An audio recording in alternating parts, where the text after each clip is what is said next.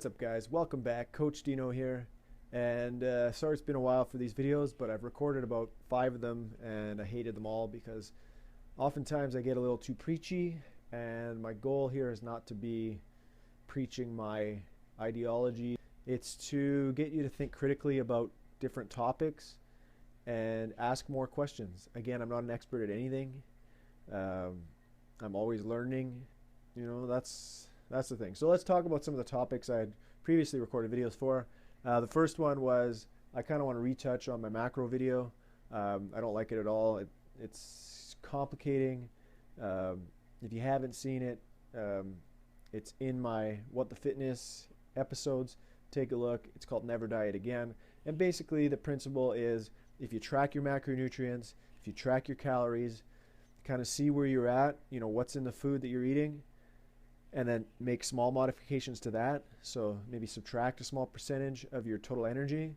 You should lose weight. If you're trying to gain weight, maybe add a couple percent or something like that, and play with it very slowly, but stop doing like drastic flip-flop diets where you go from, normally on average in 7 days I do maybe, I eat like 17,000 calories, so like 2,300 a day or 2,500 a day on average, but 5 of those are 1,000 and 2 of those are 6,000, and then I'm going to 800 calories every day, or something crazy like that, or maybe even less than that. Of course you're going to get results, but those results aren't sustainable. So we want to look at, what do I do as an individual already? What are my habits, and how can I make the smallest possible changes that I'm comfortable with in order to maintain my results? It is just get an idea, do a baseline, record it for 7 days, actually weigh your portions out, take a handful, if you eat a handful of peanuts, and put it in a measuring cup and see what that compares to a serving,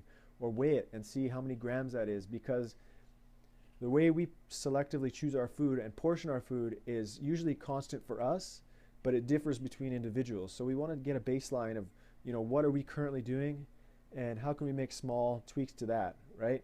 I got called out on Instagram, some Winnipeg guru guy saying that flexible dieting causes diabetes because people eat donuts. And the first thing about diabetes is the main cause is overconsumption, right? Obesity is causing diabetes, right? People tend to get obesity, because they're taking large quantities of calories. They're not moving enough. They're keeping their blood sugar elevated. And activity is the best way to get your blood sugar down, right? Because glucose uptake to the muscle is independent of insulin, right? So you can bring down blood glucose without excreting any insulin. So most people that practice flexible dieting are also exercising. So they can take in a donut around the exercise window, maybe before or after their exercise session, because glucose uptake is independent of insulin. So you're not going to get an insulin response, which means, guess what? No diabetes.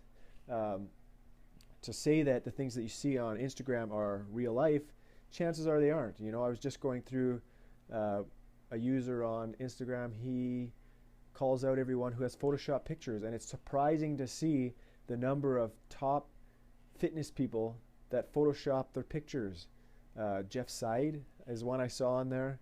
He's like this fitness kid that people love. I don't know why. He's like 20 years old.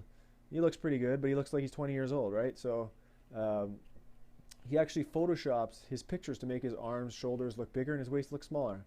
And there's other users on there, very famous fitness girls too. They photoshop their butts, they do special poses. So the things you see online don't reflect reality. And I think that most people are smart enough to know that if they see someone eating donuts in a flexible dieting post on Instagram, I think they're smart enough to know that they don't only eat donuts. 99% of the time a flexible dieter is eating, fruits and vegetables, lean meats, and then the fact that they track their protein, carbs, and fats makes it so that they have more variables to play with. They can fit in snack foods, quote unquote, unhealthy foods into their diet on a regular basis, so they're not excluding the things they like, and therefore they don't go on these binge cycles. And I'm not saying flexible dieters don't binge, because guess what? If you're in a prep, it doesn't matter if you're flexible dieting or not. Your calories are super low, chances are, you know, if they're doing a prep over 20 weeks, once they finish their competition, they probably go crazy. You know, I'm sure most people do.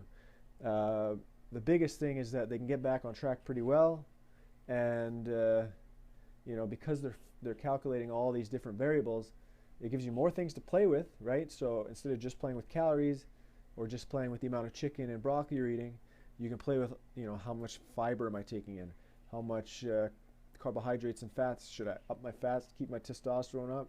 You know, should I lower my carbohydrates, you know, several days a week to get glycogen depleted so I can train in a glycogen depleted state, maybe get more mitochondrial adaptations?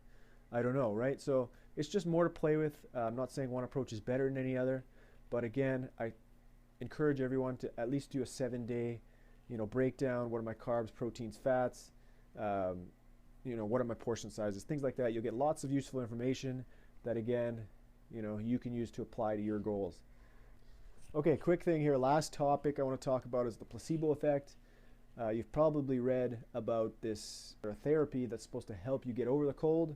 There's a big class action lawsuit against them.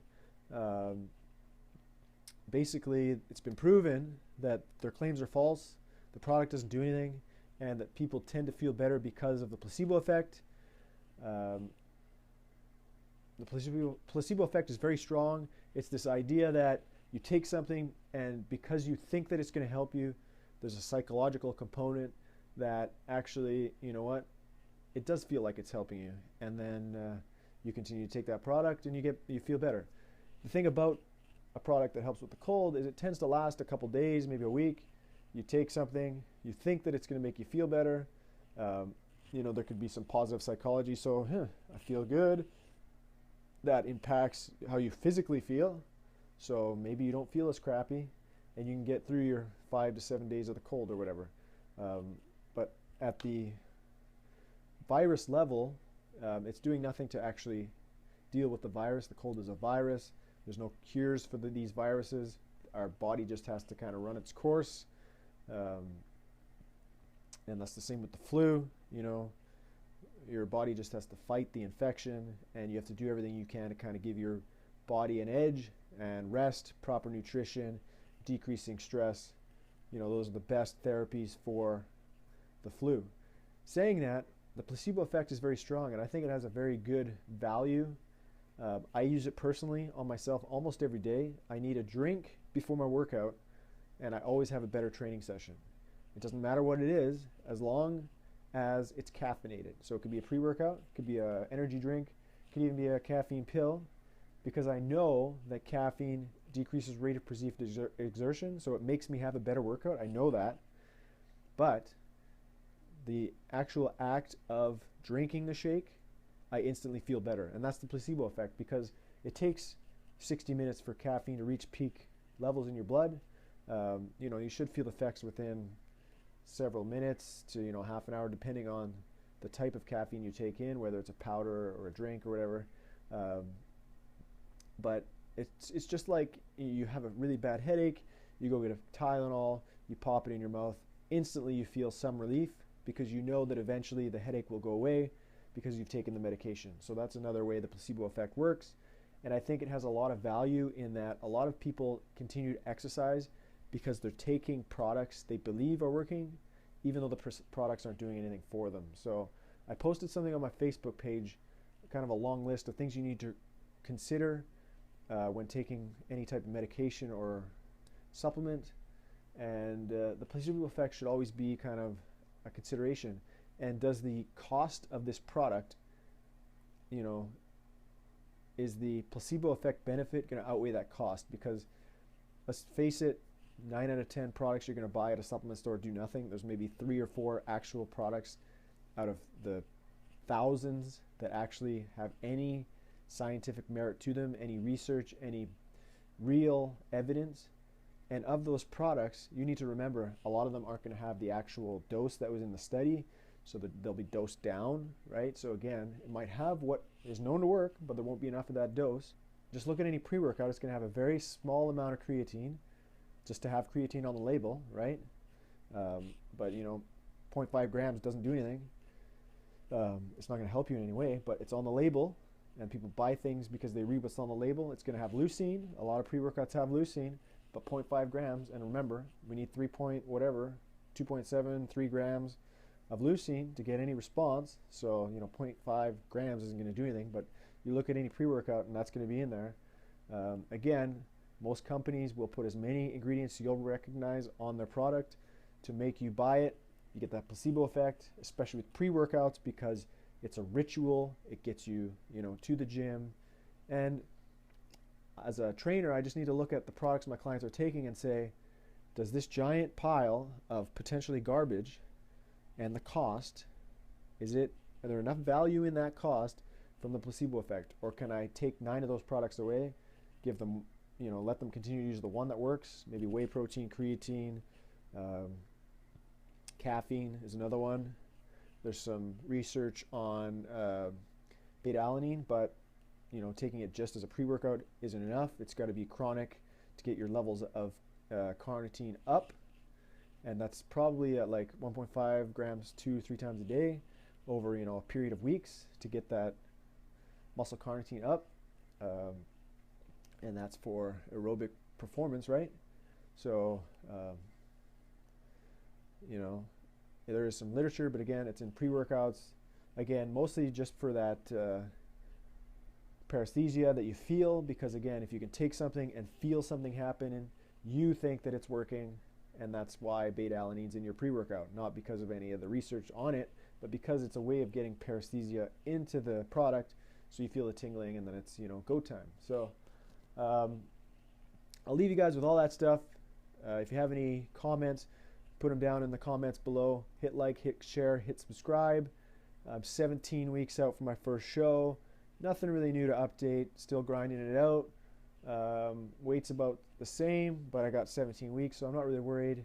I'm way leaner than I've ever been at this stage, and then looking around at what I can see, most of my competitors that I'll be up against are a little bit heavier than me, so I'm not too worried. Just need to practice on my posing and heal up my arm. But that's it.